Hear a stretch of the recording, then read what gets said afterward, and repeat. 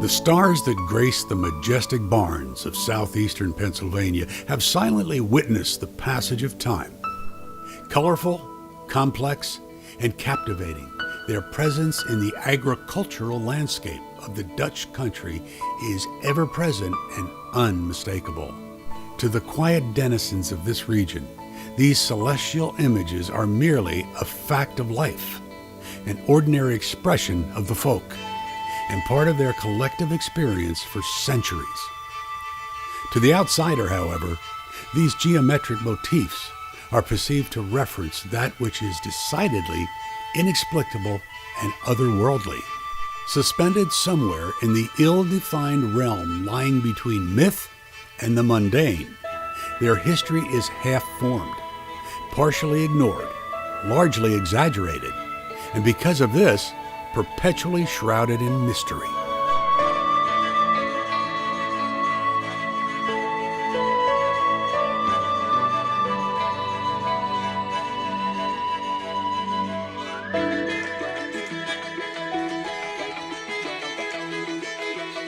I worked with the Visitors Bureau for years and years, and one of the main reasons people come to Berks County is because of the barn stars and the beautiful landscape, but they really want to know about the barn stars.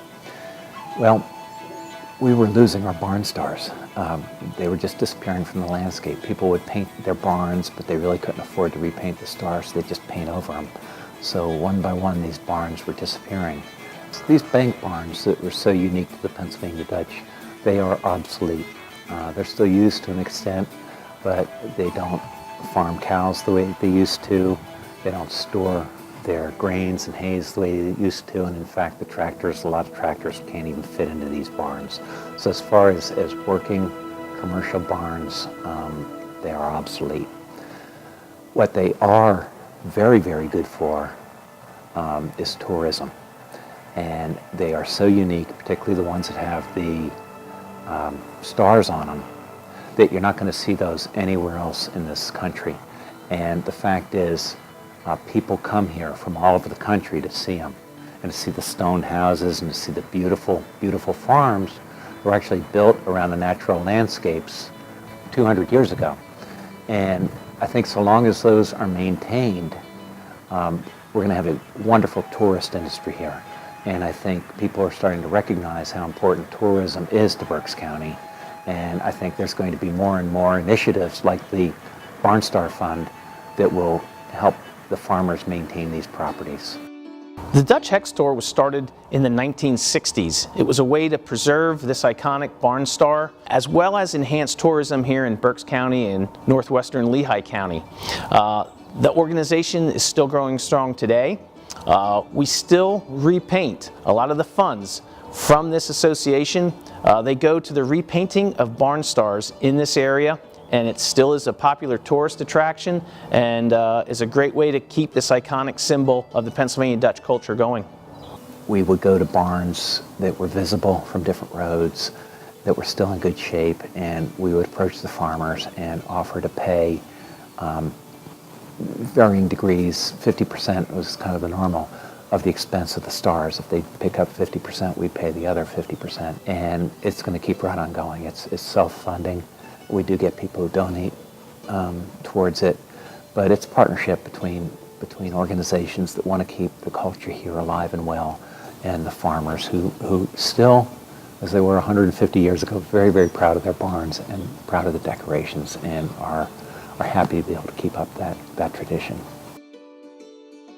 For the casual visitor or the serious art historian, the Pennsylvania Dutch Hex Sign Tour is a meaningful and relaxing way to spend a quiet afternoon in the beautiful farmlands of Berks County. This self-guided tour features over 20 decorated barns in a distance of only 33 miles. The tour begins in Kutztown at the Pennsylvania German Cultural Heritage Center, featuring a barn built in 1855 by David Sheridan. This is the only barn on the tour that you will be able to actually walk up and experience firsthand. The 8-pointed stars associated with fertility are favorites of many of the farmers on this tour. They were repainted in 2001 by Eric Claypool, one of the last professional barn sign painters. To understand the mysteries and mythology surrounding the symbols collectively referred to as hex signs, we need to start at the beginning. Today, southeastern Pennsylvania is acknowledged as the geographical focal point of this seemingly mysterious phenomenon. So understanding how this came to be seems a good place to start our story. In the days before the Revolution, the colonists were looking to increase their numbers to solidify their safety and success as a blooming outpost. William Penn, the namesake of modern-day Pennsylvania, set out to bring new settlers to the area known as Penn's Woods. When William Penn opened up Pennsylvania and offered virtually free land, and he actually sent agents here to recruit settlers to come to Pennsylvania, he came to the Palatinate, which was overcrowded and overpopulated with poverty-stricken serf farmers. And he encouraged them to come here, and they did, by the hundreds of thousands. And when they got to Ellis Island, they just said, oh, they speak Dutch, and they say Deutsch, so they started calling them all Deutsch. So people today think Pennsylvania Dutch, they must wear wooden shoes and are Holland, but they're not Holland Dutch. They're German descent. When they first started coming over, Germany wasn't really a country. The second wave of immigrants in the 1800s, late 1800s, they were Germans. They like to be called the Pennsylvania Germans. They all spoke the same dialect, even along with the Amish and Mennonites, who are primarily Swiss, from Switzerland there. They were leaving the persecution, they wanted freedom of religion, they were pacifists, and so they came to America too. They spoke the same dialect as the Pennsylvania Dutch, so that's why we call it Pennsylvania Dutch. The Dutch immigrants packed up all their belongings for their journey to their new home. They also brought their traditions, their superstitions, and they brought their art. The Pennsylvania Germans were often thought of as the fancy Dutch, not the Amish, not the Mennonite, not the plain sects of the community, but the Reformed and the Lutheran parts of the community were considered the fancy Dutch, the people that would have the Proctor documents in their home with the vivid illustrations. They would decorate nearly everything. If they had a blanket chest that were considered dower chests, these dower chests were frequently painted in a symmetrical fashion with designs that maybe matched on the left, matched on the right, with a different panel in the center, and also would have a piping on the side edge of the dower chest. They really liked to decorate things. And that's one of the theories among the Pennsylvania Germans as to why they started to decorate their barns with what's today called hex signs. Some people refer to as barn stars. The Pennsylvania Germans saw this massive structure, which was state-of-the-art barn at that period of time. The theory that I've heard about is that this barn was like where the dower chest held the valuables from the home. The barn, similarly, was a chest to hold the bounty of God's earth. It held the hay for the animals to winter over, the granary in the barn to hold grain to feed the animals. The bounty of God's earth was held in the barn, where the wonderful things from the home were held in the dower chest. This Pennsylvania 4-bay bank barn, dating back to the 1840s, has a stone foundation and a cantilevered second story, overhanging the first story. The signs were recently repainted by Eric Claypool and Patrick Donmoyer of the Pennsylvania German Cultural Heritage Center. The center pinwheel signifies spinning through time. The red circles between each of the star points are meant to portray the blood of Christ. The majority of the original Pennsylvania Dutch were Lutherans, and if you look at the doors of any modern Lutheran church, they will likely be red for the same reason. The common knowledge used to be that the Pennsylvania barn stars, hex signs, appeared on the barns in the 19th century, in the mid to late 19th century. Around the time the Industrial Revolution made it a common practice that farmers could paint their barns. However, new evidence shows that there were some signs maybe as early as 1819. In the gable end of the masonry barns are the stone barns. There was a place left in the barn, a circular place at the top gable of the barn, where the farmer in the role of a folk artist, could put a barn star or a rosette in that blank space. This is a stone end barn. It was originally an early Schweitzer type, but it was later modified. But it always had on the upper gable end a large 4-foot circle recessed into the stone, and there were boards in there which were decorated. And so Claypool was told to come down and restore this hex sign. And when he got up there in his ladder, he found that these boards were old, wide white pine boards, deeply weathered, with hand-headed nails to hold them against battens in the back. And that this hole did not go through the barn. It was just an external thing to frame that thing. So there was a barn star framed into the gable end of that barn in the early 1800s. That was the first one we found. And then we began to find out that these are appearing all over the place, especially in Berks County. And I think we've counted about 40 of them thus far in recesses in the barns. And they're all in the pre-1840 or 50 period, they're earlier. We can tell because we can date the barns by their hardware and their framing technology. At one point in history, the Pennsylvania Germans, it was cheaper to reside the barn with new boards than it was to paint the barn. But as lumber became more and more expensive and paint became cheaper and cheaper because of the Industrial Revolution and mass production, the Pennsylvania Germans started the process of painting the barns.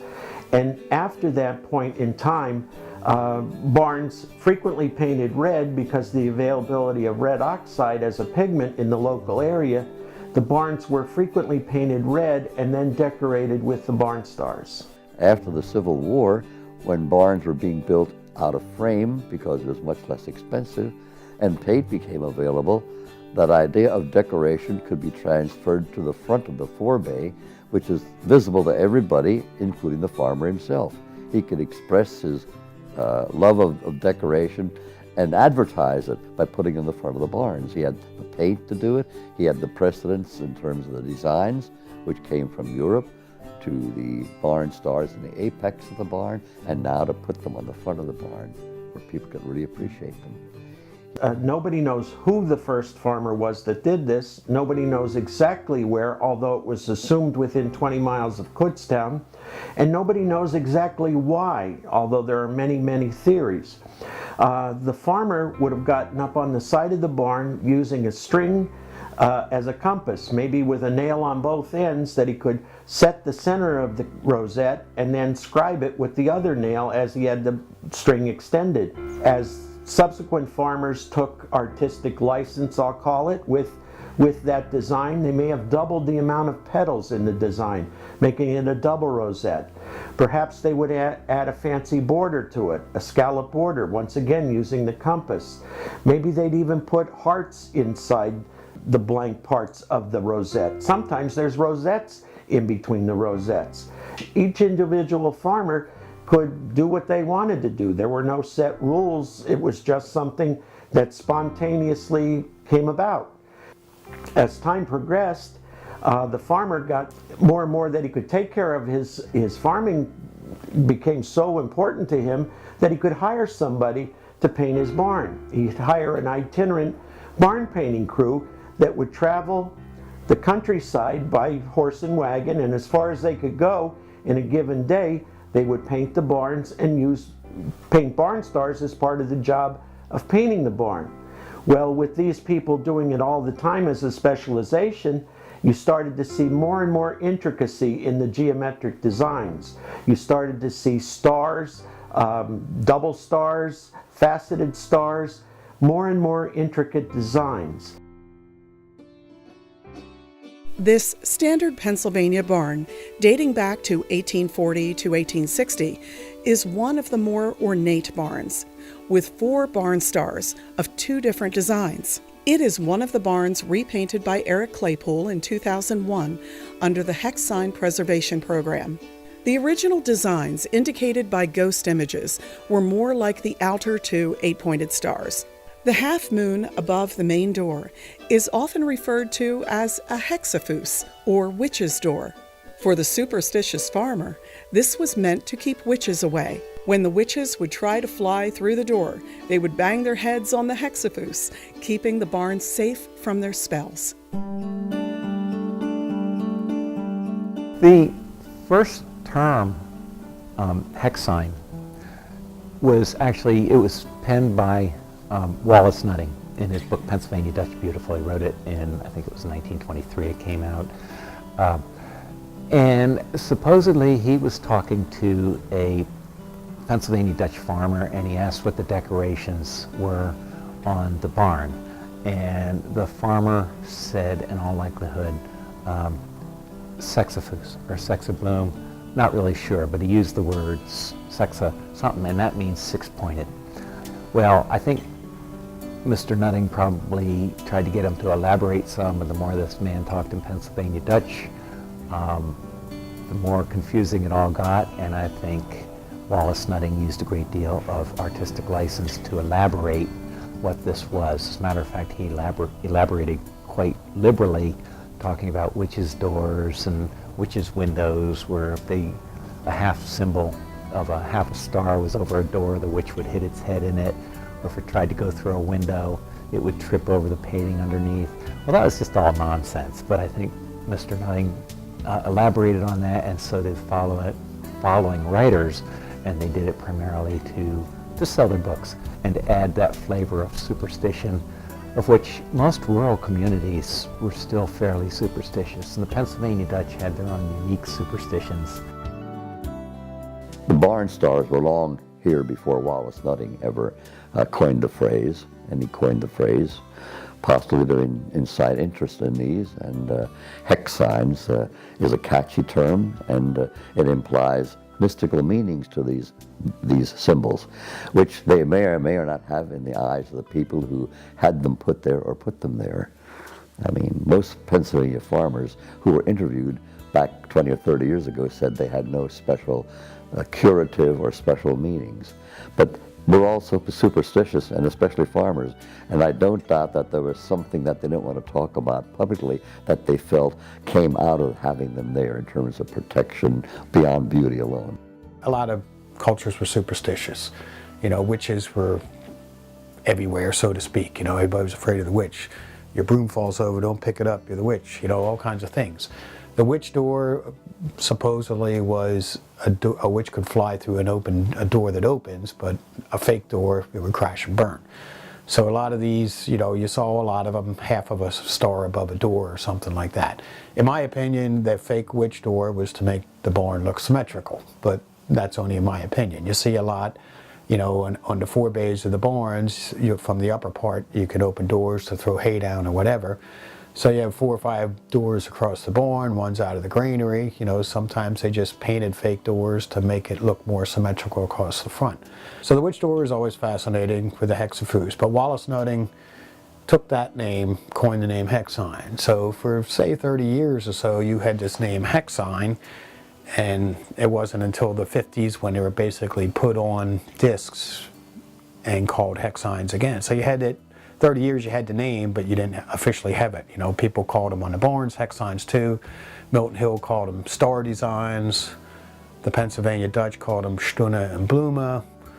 You know, I know some people don't think he was talking about the hex signs. When he says strange markings, I think he was seeing an old ghost on there. You know, when he asked what are the strange markings on your barn, I think he was seeing an old ghost, and that's what he talked about. But, you know, names, misrepresentations over the years, just from Pennsylvania Dutch to English, can change meanings and representations of everything. You know, even just going from Dutch to English. And whisper down the alley, I think Grandpa said this about the hex sign. But when you look at a lot of the old ghosts, and you see that they weren't repainted, and that tells me generations were skipped and a lot of things are missed. Nothing was really written down about it.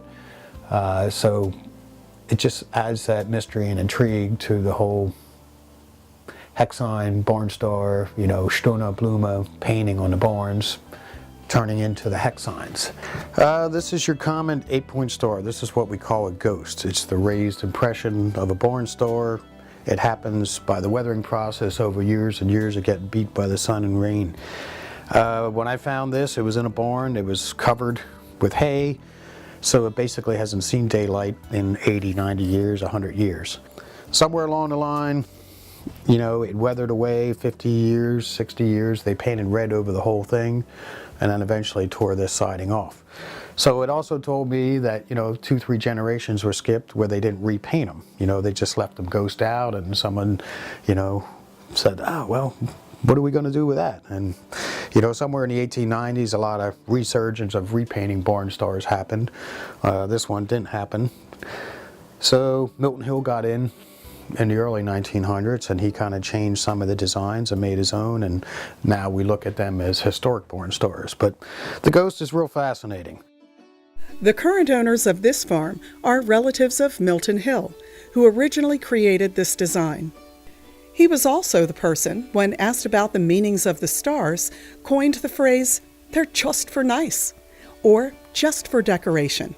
This is also one of the more recent projects of the Hex Sign Preservation Project, bringing the once faded signs back to their original beauty. This is known as the Dreibelbis Farm, named for the original owners. This barn, built sometime after 1875, is painted white. This is less common in the Berks County area, where farmers generally preferred red. It has both 8-pointed stars and 6-pointed rosettes, one of the earliest types of designs painted by the farmers themselves. When I first moved to the Kutztown area, I became aware of the decorated barns in a way that I had not thought of before. I'm originally from Lebanon County. I come from a Pennsylvania Dutch background. In Lebanon County, you don't see so many decorated barns. When I came to this area, I was absolutely overwhelmed by the sheer amount of publicly visible artwork. One of the things that drew me to this particular tradition were the local legends, assuming that these designs had some form of ritual significance. Now, within my own family and within the local region, you'll find many different ritual traditions. Some used for healing, some used for protection. I was aware of these traditions, aware of them in my own family as well. And I thought, there is something to this story that needs to be looked at a little bit closer. There is more to be investigated. It was clear to me that many people have looked at this topic and turned it upside down, turned it around, spent a lot of time looking in all the crevices. My perspective was that we needed a fresh set of eyes. We needed the opportunity to let the barns speak for themselves. So I began taking photographs. And my hope was that in the midst of that, something new would be found. The final year of my undergraduate degree, I spent time documenting the barns in this area. I had received a research grant to do a systematic survey of all of Berks County's decorated barns. And what this meant was that I went out armed with an atlas and a camera and a highlighter, and I drove every back road of Berks County and explored a region that had not been documented to the degree that I was going to attempt. This task was something that I realized was large. There's a lot of roads in Berks County. What I found also was that Berks County is only part of the story. I started spreading out into Lehigh County, doing a little bit of work in Montgomery County. This area right around Kutztown, where I'm based out of, is the geographic epicenter of the tradition. We find more decorated barns in this area than any other part of Pennsylvania. So it was right in my own backyard. And yet at the same time, what I was finding was that each area had their own unique traditions. In the area around Kutztown, you find a lot of geometric stars. As you move towards Lehigh County, you start to see things that are more floral in nature, a little bit more delicate, curvilinear. You see the same patterns in Bucks County and in Montgomery County. And so what we're seeing here is the whole geographic spread of southeastern Pennsylvania really was an opportunity ripe with an exploration that would redefine the tradition.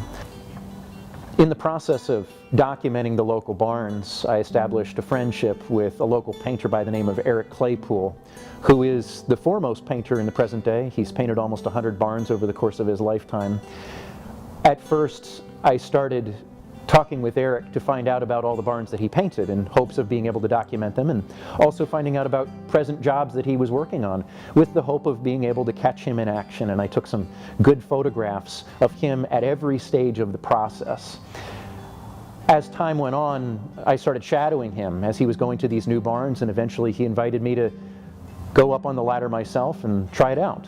And I have a background in art. I did printmaking for quite a period of time, and also had been doing some work with the Barnstar designs myself. So I was familiar with the geometry, familiar with the artistic techniques, but hadn't really gotten my feet wet standing 25 feet up in the air at the top of a ladder. And Eric gave me the opportunity to work on about a half a dozen jobs with him, and I've done a few here and there myself as well. And I really enjoy the process, because it's one thing to appreciate the barns from a distance when you're on ground level. It's another thing entirely to be anywhere from 25 to 30 feet up in the air, painting, feeling the breeze, being able to look out over the course of the cultural landscape, seeing other barns, seeing a community of buildings and farmscapes. It's a unique experience to be up there and interacting directly with these iconic structures. I enjoy it. I enjoy getting on a barn, even if it's 95 degrees and humid. It's still fun being up there, restoring them. And it's part of me, you know, it's part of my heritage. I grew up doing it. Obviously the name Claypool was in Pennsylvania Dutch, but my grandmother was a Steigerwald, so I say I'm quarter Dutch. You know, my mom was pure Irish. But my dad was a character, and you have to be that kind of character to get out there and talk to people, you know, and show them what you do. And I've taken it further places, I guess, you know, studying it a lot more and, you know, doing lectures, talking about it. So it's just part of me, part of what I do, you know. I enjoy it. After 5 years of documenting the barns, having taken about 30,000 photographs in the local community, I realized it was about time to put this together into a publication. And that's not an easy step, because the further along you get in a process, the more you realize that there is yet to be discovered. So, reluctantly somewhat, I began to write, started putting things together, cataloging the photographs, making sure I showed things that were representative of many different areas, and I called this work Hex Signs, Myth and Meaning in Pennsylvania Dutch Barn Stars. What I didn't realize initially was that each area that has its own distinct visual vocabulary of the barn star was largely shaped by individual artists who operated within these areas. The area just outside of Kutztown was defined by Milton Hill, a legendary artist who began in 1902 and painted up until the 1960s, painted a tremendous number of barns. And he influenced this area. In Montgomery County and Bucks County, another fellow by the name of Noah Weiss, painted in the late 19th century, introduced a lot of teardrop designs, floral designs that really characterized his area. So as I began to explore the valleys in Berks and Lehigh and all throughout southeastern Pennsylvania, I started to see trends developing where I could see individual barns and individual artists relating to one another. This was fascinating to me, to be able to see this conversation happening between the artists, the farmers, and the barns themselves. It appears in different counties there were different designs. Berks County has a lot of 8-point stars, a lot of 12-point stars, 6-point stars.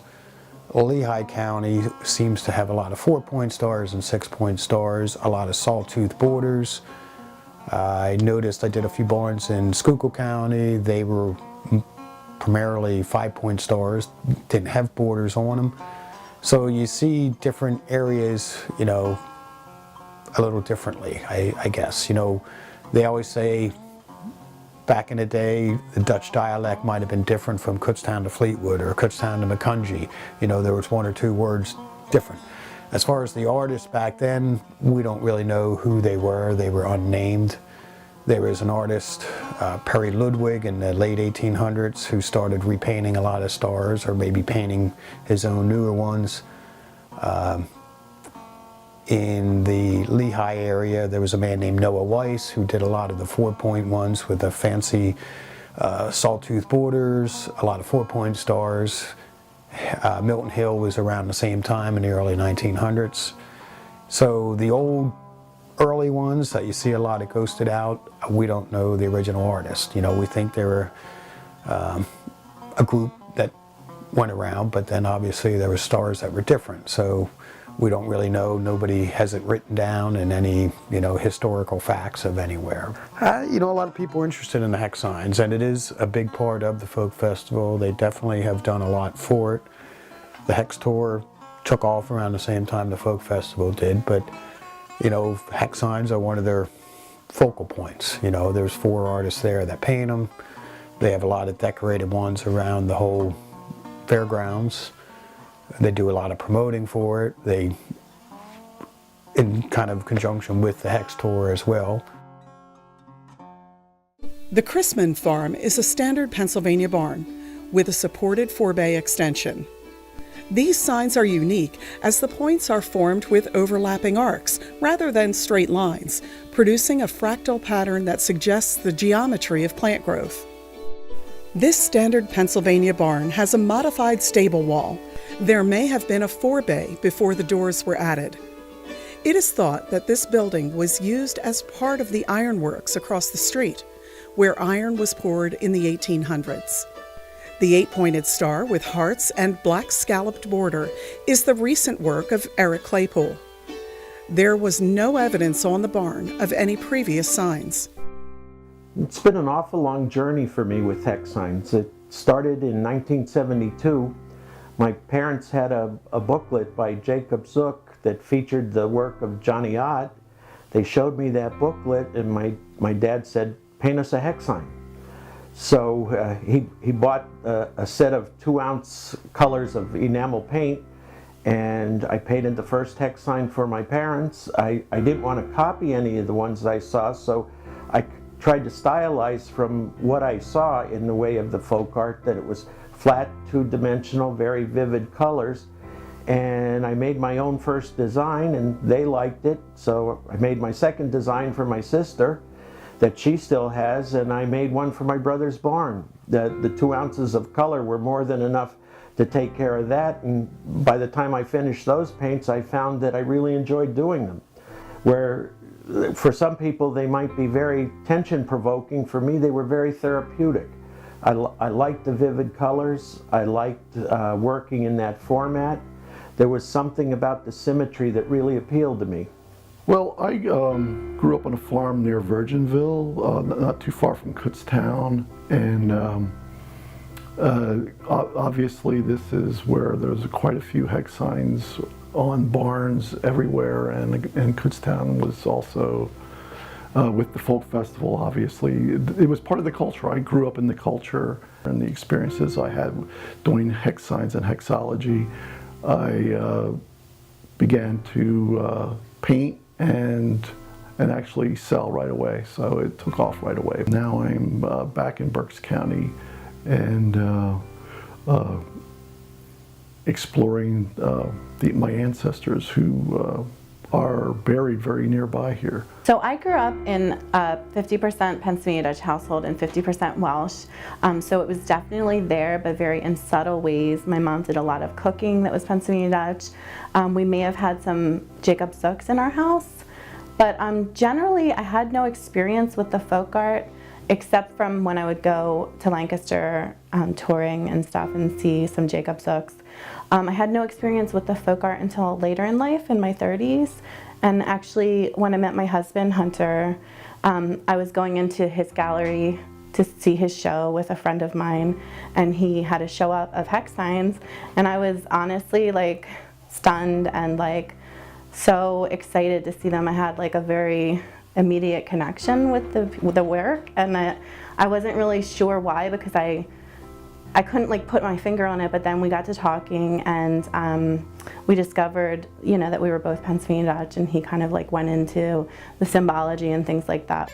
The mid-20th century saw a resurgence of interest in American folk culture, especially that of the Pennsylvania Dutch. What began as a small, hands-on experience into the everyday life of this unique farming community became a major turning point in the public's love and understanding of the culture. It also marked the moment when barn stars left the weathered boards of local barns and landed in the hands of the festival visitors, eager to take home a physical memory of their experience. Well, in 1950, That was the first year of the festival, and it was started by 3 professors over at Franklin and Marshall College. It's Dr. Shoemaker, Dr. Yoder, and Dr. Fry. And what they wanted to do, they wanted to start a folklife festival. And a folklife festival specifically is a culture or a community to be able to show itself off, if you will, with its religions, the way they live, their mores, their daily routines, their daily habits that are different than people who live in other places.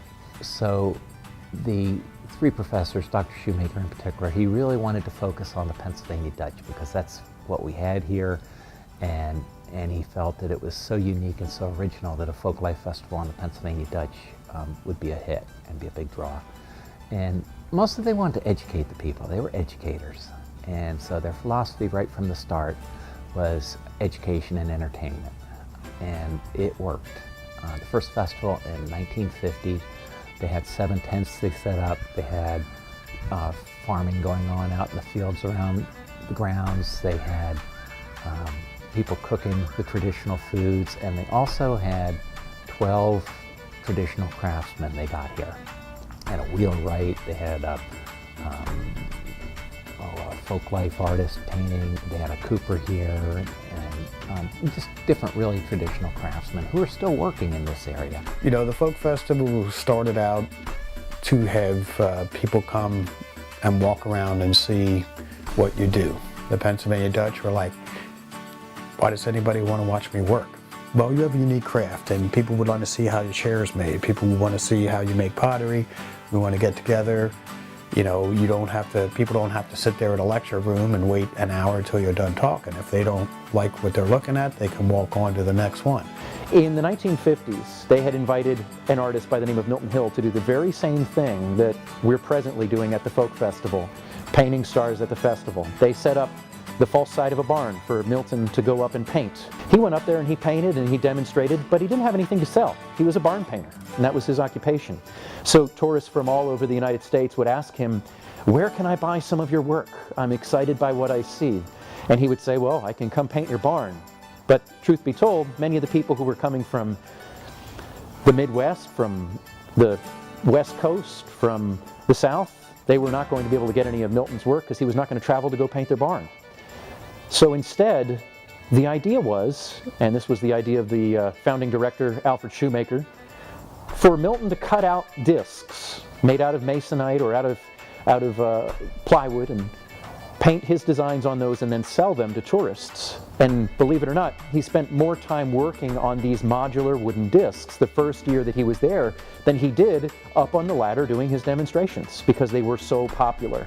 What happened as a result of this, that they essentially launched a new form of folk art. Up until this point in time, all of the barn stars were painted directly on the barns. They were not painted on modular devices. Milton essentially launched the commercial hex sign, so to speak. He never called them hex signs, he always called them stars. That was his preference. He was a Dutchman and he used the word stana when he referred to them on barns. But the popular mythology was already well ingrained by the 1950s. And so this particular tradition transformed the way that people of America encountered the Pennsylvania Dutch because they could bring a piece home with them. Now that hex signs had been released into the realm of popular culture, a colorful personality appeared onto the scene of Pennsylvania folk art, Johnny Ott. The owner of a small local restaurant and tavern he named Dutch Eck, or the Dutch Corner. He was also a prolific folk artist, a proclaimed hexologist. He changed the vernacular and the visual language of hex signs forever. He would paint folk art on anything, even on the hubcaps of his cars. He had thistlefinks on them and hearts and doves. He'd paint these symbols on everything. He was like a man possessed to paint.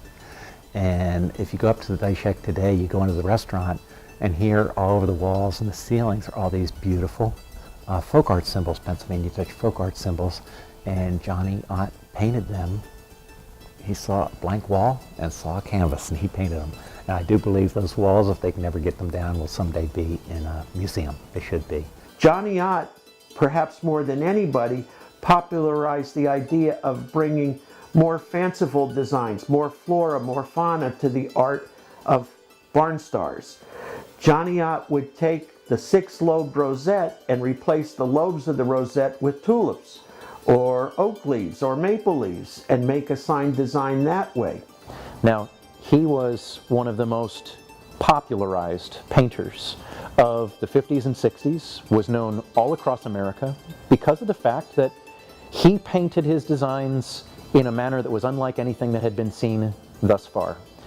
Not only did he combine the geometry of the barn star with decorative floral elements that are found all throughout Pennsylvania Dutch folk art, he produced some really unique work. Not only did he do that, he also started to tell stories along with them. Now, there have been many stories over the years about what these designs may or may not have meant to the farmers who had them on their barns. Johnny Ott, on the other hand, began the process of stretching it a little bit. And as he did that, he created the expectation that every design that is painted has a very specific and succinct meaning. He would say that one of his designs is specifically for love and romance, that one would be for success and prosperity, one would be for sun and rain, balancing out of the weather. He approached the painting of hex signs, as he called them, with the idea that they were magical devices that would affect a person's life. Johnny Ott was a bit of a showman, and in addition to his painting and his stories, he also dressed the part as he imagined it. He knew that at that point in time, the tourist industry was increasingly focusing on the Amish and the Mennonites, and even though at that point in time there were no Amish in Berks County, he put on a flat black hat, a long black plain jacket, and dressed the part as though he was a member of the Old Order Amish. Now, he did not have a beard, but folks looked at him and assumed that he was quintessentially Dutch because of the idea that he had this appearance that resonated in folks' minds with what they expected of the Old Order community. Here again is another barn in white with green trim, typical of Amish or Mennonite farms, with the exception of the hex signs on the forebay and the gable end. The gable ends have unusual 4-pointed stars, with triangles set between each point. The 3 stars on the forebay are a very simple 8-pointed star, executed in a simple green and background white color scheme. The next 5 barns exhibit an unusual evolution in the style of barn decorations, mixing traditional hex signs with murals depicting the nature of their farming exploits.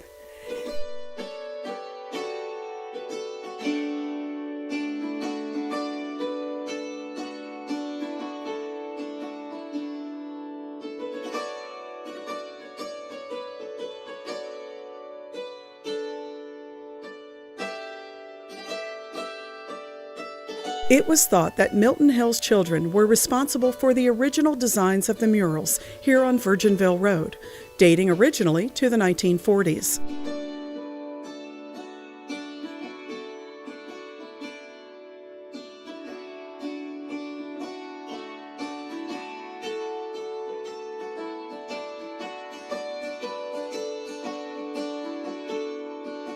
There are also 8-pointed stars, some on the siding, some on separate discs, along with the animal designs.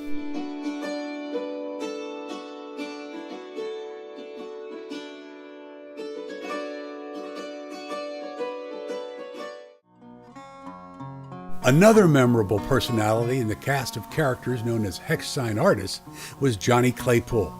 A welder by trade, he moved to the Berks County area to be close to relatives. As he drove the back roads near Lenhardsville on his way to work, he noticed the stately barns and the mysterious designs painted on them. He felt himself drawn to their colorful, symmetrical designs. He wanted to learn more. So one day he saw an ad in the paper from Johnny Ott that said he was looking for an assistant. And according to him, he went in there, asked Johnny Ott, like, hey, I saw this ad, and Johnny Ott was like, what do you want? He said, you just want to make money like everybody else. And, you know, I'm sure there's more conversation, and my dad was like, hey, fine, if that's how you feel, I'll leave. And he's like, you get back here. He said, I want $3 every half hour, and I want to be paid every night. My dad's like, fine. And then So the story goes, he never charged him a dime, but you know, he took lessons. And then Johnny Ott was on his deathbed, and this was another story that he went in to see him, and Johnny Ott was telling him, look, I want you to take over my work. I need somebody to carry this on. He said, I want you to do it. And my dad was like, well, I'll try. You know, I'm not as good as you, and blah, blah, blah. And he looked at him and he said, let me tell you something. He said, this is in your blood. This is going to take you places you never dreamed of. He said, you're going to carry it on. And my dad was like, okay, you know, whatever. So he did take over a spot at the folk festival. And probably by 68, 69, 70, I was going to say in 1970, maybe he quit his full-time job and did this full-time. You know, my dad had several people that hung around at the show until no one was there and come up and say things like, hey, you know, we heard you have a fertility hex sign. He's like, look, I'm just an artist, I'm not a prophet. If you want it, I'll paint it for you, or I'll sell you one. And then, you know, the story goes, a couple years later, 5, 6 years later, he sees somebody standing there again, a whole family, and he sees a sign, and the guy says, hey, you remember me? He goes, no, but that's my sign. He said, yeah, I wanted one, not a half a dozen.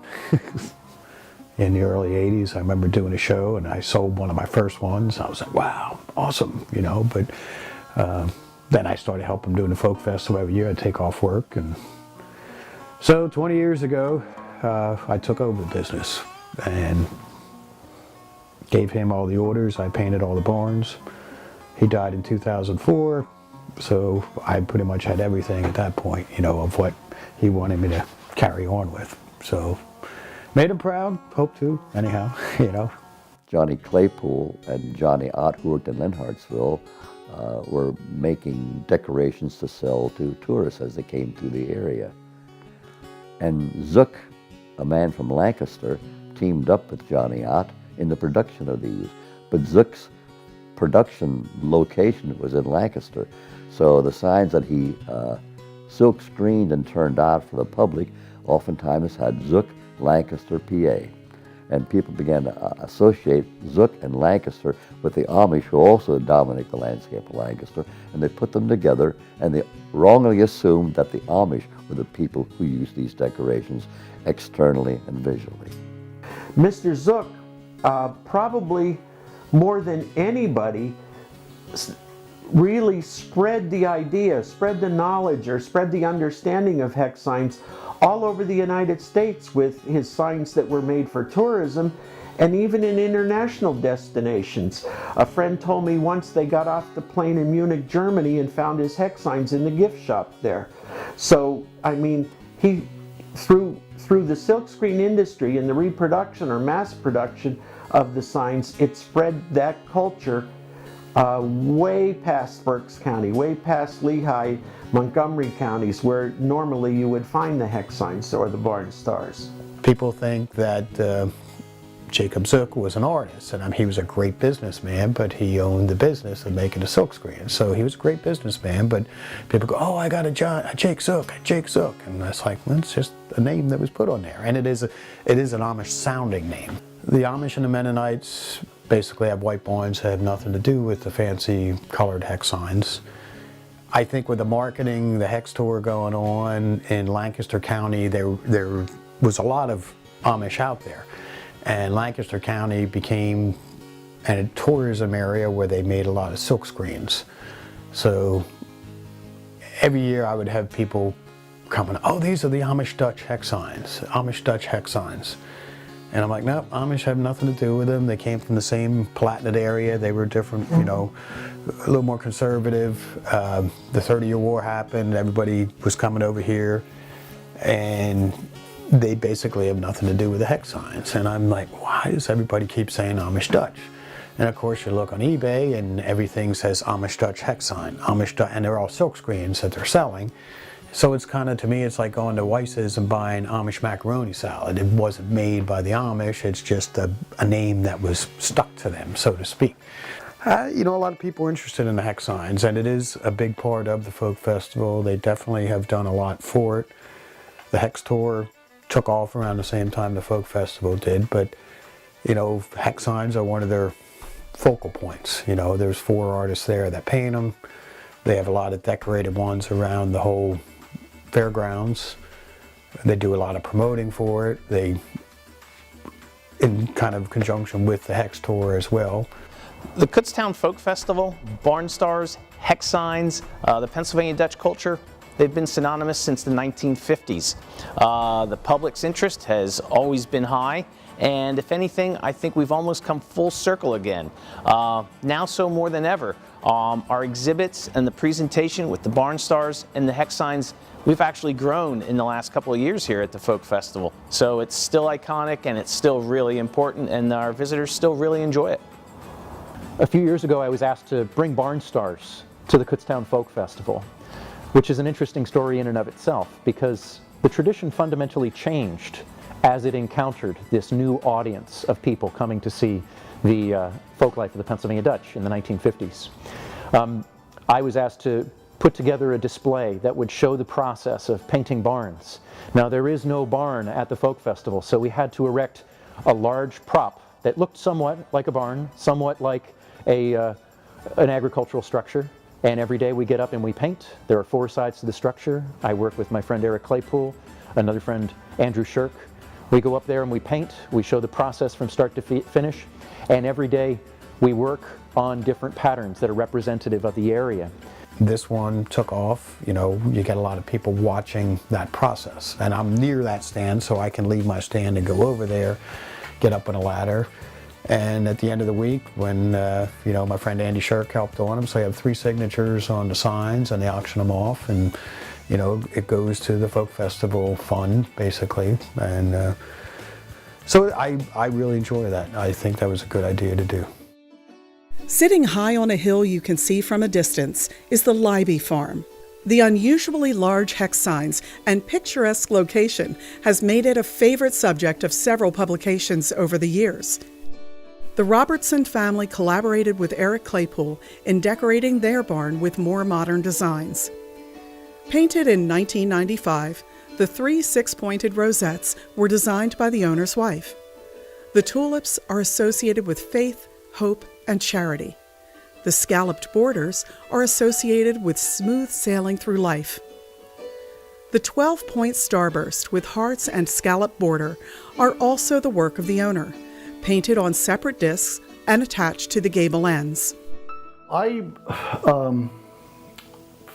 found that it was important for me to pass down the traditions of the Pennsylvania Germans, the Pennsylvania Dutch, to my children, living in sort of a multicultural environment, and where everyone was very interested in where their origins of their culture came from.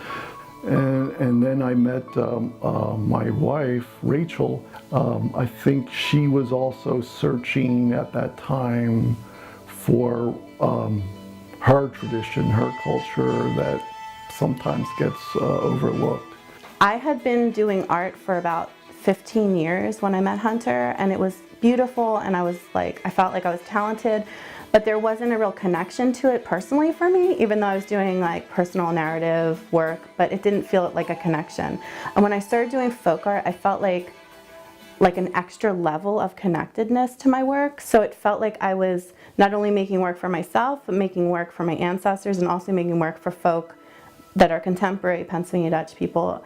It felt like a calling for me to continue this tradition and put my own spin on it and use what I had learned so much in fine art. So this has been a journey for me, and I'm still on it and really enjoying it.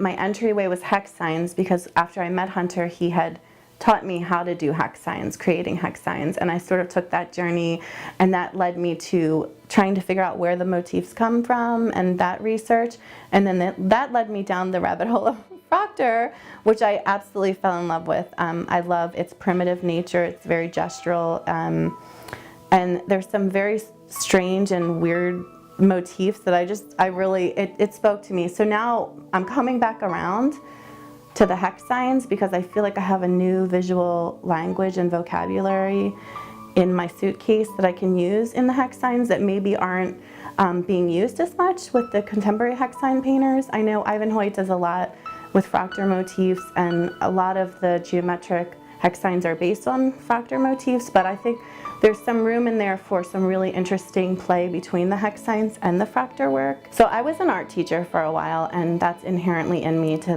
want to educate people. And what I found was when I left my classroom, my vending events became my new classroom. So I take every opportunity I can when somebody asks me a question about the work or asks me a question about the culture, I take the time to sit and chat with them and ask them their experience, and we have a really nice exchange. And I just love doing vending events because I love to hear their stories and hear their reaction to my work. So it's kind of a nice way to gauge if you're actually reaching the people and if they're getting what you're trying to put out there.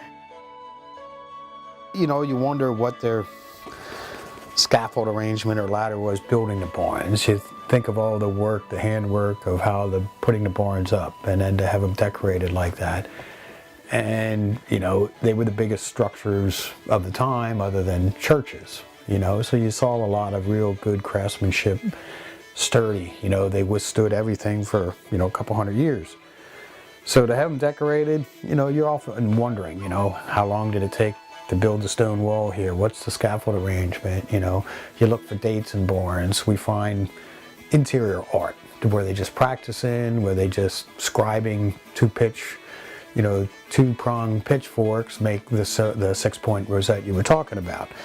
And, you know, when I do lectures, one of the things I tell kids, like if I'm in my schools, I'm like, in my opinion, the 6-point rosette's one of the oldest designs out there geometrically. You know, it comes right off the circle. So caveman or early settlers break a white branch off a tree, they have a compass, you know, so you can make that 6-point rosette, it goes to infinity, you know. There have been cave drawings of the 6-point rosette 20, 30,000 years old that were found. So the geometry, everything comes off of that circle, you know. Math is life.